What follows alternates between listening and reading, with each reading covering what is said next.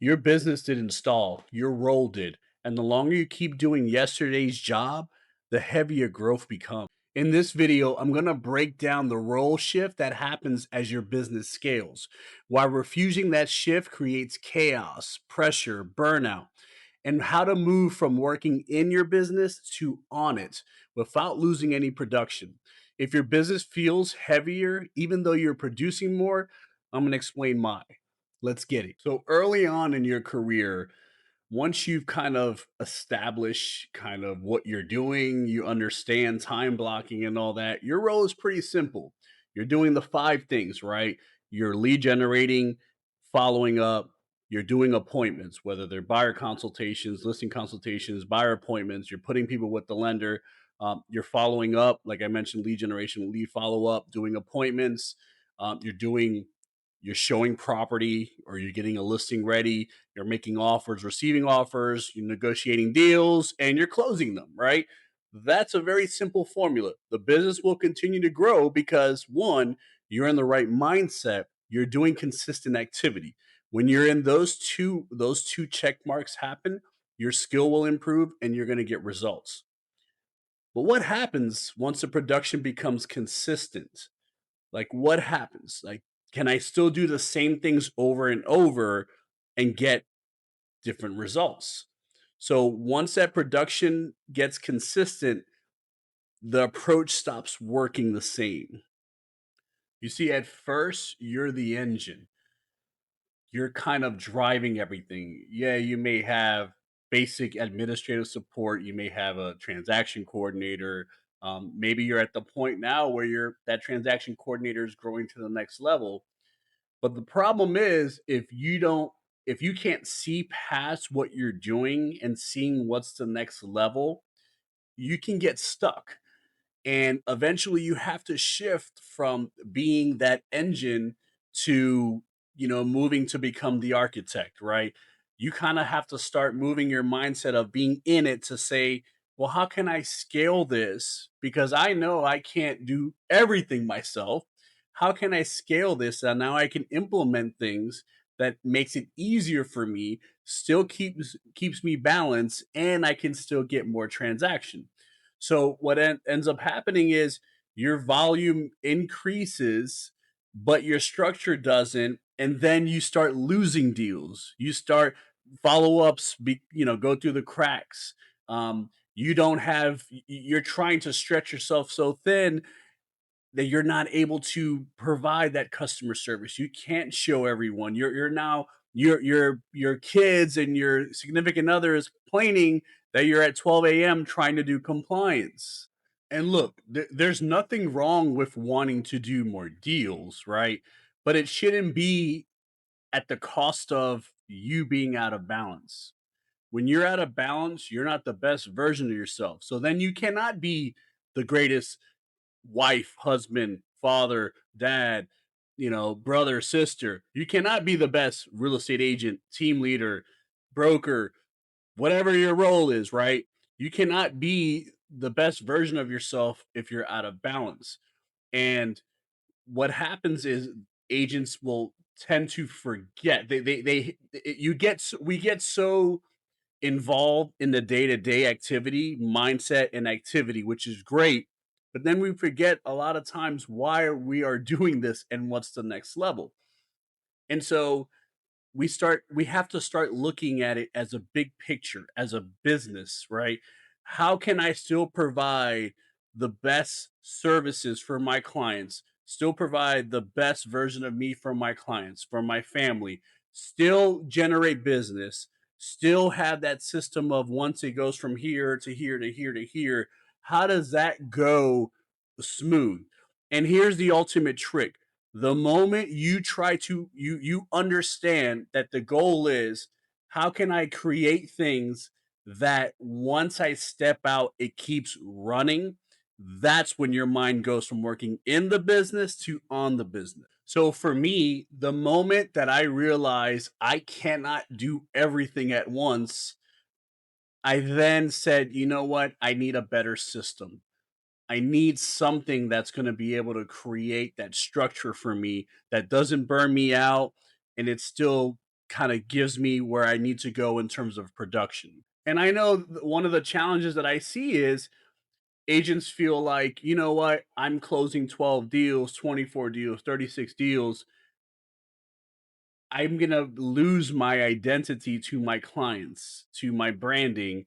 So let's not, let's not create systems. They're not afraid of the systems and the models and systems and the leveraging tools. They're afraid that they're going to lose their identity. And the moment you as a leader will realize that it's bigger than just you, that it's not about me.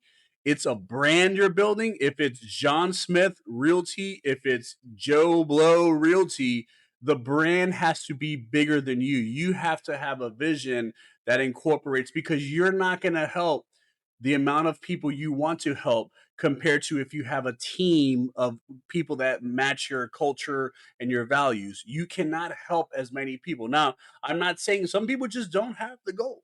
Some people just don't have the goal to get to grow past a certain amount, and that's okay. But what you don't want is not, the reason to not grow is because they're scared, right? Being uncomfortable is part of growth. It's a symptom. And so when agents refuse to shift, like from that, let's work on from in the business to on the business, and realize that, the Vargas team, River City Elite Properties, Real Brokerage, whatever it is, needs to grow beyond me. When they realize that, that's when growth leadership really starts happening. So, how do you kind of combat that? And I'll tell you my example. Once I realized that it has to be bigger than me, that, like I said, a team of great people, and I'm not saying the team to just agents. Obviously, you want operational support first, but a great team that aligns with your culture and values. Once I realize that's going to propel me further, and great support from wherever I'm at, brokerage wise and team wise, that's when I realized I need to start documenting things. I need to start working on creating an either SOP, a geo. I need to be able to document everything I do, that when I have a buyer consultation, for example, this, these are the processes that happen. I need to document that, right? It could be challenging, but if you say, how can I be intentional every time? And what I mean by challenging is sometimes your top of mind is real estate lead generation, the number, the five things. You have to intentionally think, okay, at every step, do I have this documented? When I go meet a client, do I have that documentation of a listing appointment, right?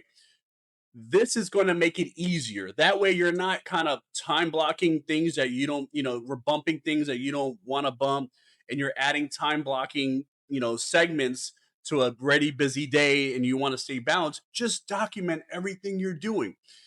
Have, at this point, if you're closing 5 million, you should be looking at having either a transaction or an operational person mindset, operationally minded person, or some type of administrative that's going to help you. And what I did, I said, hey, this, I'm going to document everything, then I'm going to hand it to you, because your role, which you do great when you're in the right seat, is structure things perfectly, organize things by buyer procedures, listing procedures, rentals, admin procedures, agent side. So it's when you're doing it and you're documenting, it is so much easier. Now you can look at that process and say, well, if I step out and I substitute an agent that can do the exact same thing as me in terms of culture, alignment, skill, can they follow this system, this SOP, this geo? Can they follow it to a T? That's when this is where you're on the right path. So another thing that I would definitely recommend, to get you into the working on the business mindset versus you need to start looking at numbers. You start to look at, well, what is the best return on investment that I'm doing, right? Keep track of your conversion ratio, your appointments, your lead generation. Understand for how many contacts I need to get a lead. How's my conversion ratio and listing appointments? How is, for each lead that comes in from this source, how many are real? How many are converting? That is the next level to working on the business, is keeping track. You're looking at the numbers. Numbers are a beautiful thing in real estate that you can figure out a lot. I can look at someone's Excel sheet of numbers and tell you when they were either mindset off, sick, or on vacation. I can tell you what could be a challenge with an agent if I'm looking at one, do they have enough contacts? Are they not speaking to enough contacts? Are they even doing contacts? Are they talking to the right people? Are they saying the right things? When you start looking at your business in terms of numbers and seeing what is the return on investments, what's our conversion ratio, what's our profit and loss, am I budgeting correctly? Then you can say, great, when I scale up and input other people, then I can look at the numbers and I can interpret their numbers because I understand mine. So the real trap isn't growing too fast. It's not documenting your systems, your procedures, not having SOPs, not looking at your numbers, not looking at operational minded people to help you grow that side. That ultimately keeps you stuck working in the business. I've never met anyone reach their ultimate goal by staying working in the business. It's near impossible. Once you move from working in the business to on the business slowly, right? It's not just a transition right away, but once you start implementing things that's working on the business, that's when you start to scale up. When you realize your brand is should be bigger than just you. So accept the next version of your job before the business forces you to or you don't reach your goals. Watch the full training playlist first.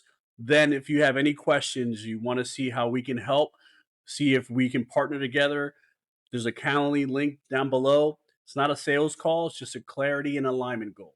All right, let's get it. Until next time.